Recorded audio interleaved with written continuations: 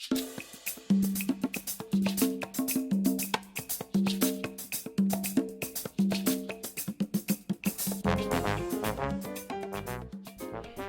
the fall of 2020, during the height of the pandemic, Jennifer Wharton's Bonegasm got together to record their sophomore album, Not A Novelty.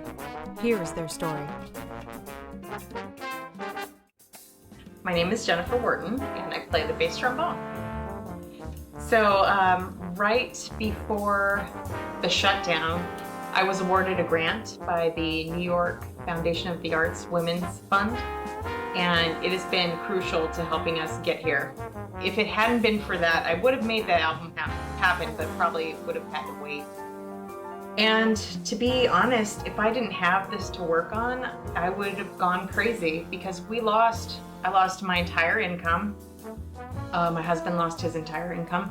We're all doing nothing, sitting at home doing nothing. So we're trying to find ways to be more creative. And for me to be able to pay these guys what they're worth, or close to what they're worth, and make music safely has been just it really has helped me through this time to have something to focus on. I think what I kind of appreciate about it more than anything right now is that it's one of the few bands that we're in this weird time right now, a time where all performance opportunities have ceased, and this band has kind of been kryptonite to it a little bit. It's a time where it's easy to lose motivation, and she's been really good about keeping us active and creative and moving forward. So I think it's been interesting to see how particularly during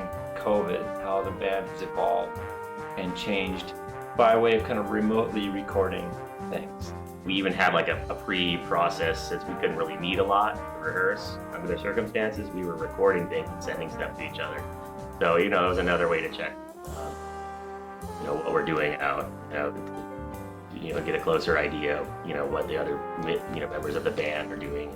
I got just MIDI tracks and sort of had to create imaginatively rather than responsively. And then as the tracks built on, everyone played on them. Then you can hear them as a whole. You can go back, kind of respond to it authentically and create a drum part that's less sort of throwing darts in the wind and a little more particular to what you're hearing the composer intended, the music's doing. So it was kind of interesting during this time, as opposed to just rehearsing in one room and going, okay, I can hear everything right away. So it was kind of a slow build.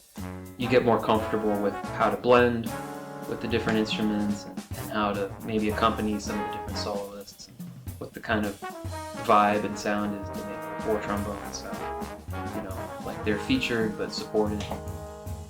The first album was just pure joy, and it was the first time I'd ever gotten to lead a band, and I wanted it to be fun and just like sunshine in audio form. And this time we're like really digging in, like let's see what this ensemble can do. The idea behind the group is to get more composers to write for the trombone and just realize the beauty of it, because I like to say the trombone is kind of like the fat kid at kickball, always chosen last in ensembles in jazz, unless the leader is a trombone player. So I decided to really, play up the trombone and just have four trombones and screw the rest of the big band. The band has definitely evolved, not only with the music we're playing, which is much more adventurous and intricate, but also in the way the group is playing together, and the personalities in the group are kind of playing off of each other. So there's a nice contrast that we had before, but now it's maybe a little more accentuated. That was kind of the inspiration. I mean, for this band was to use her as the vehicle, and it's for sure. I think it's found its home finally.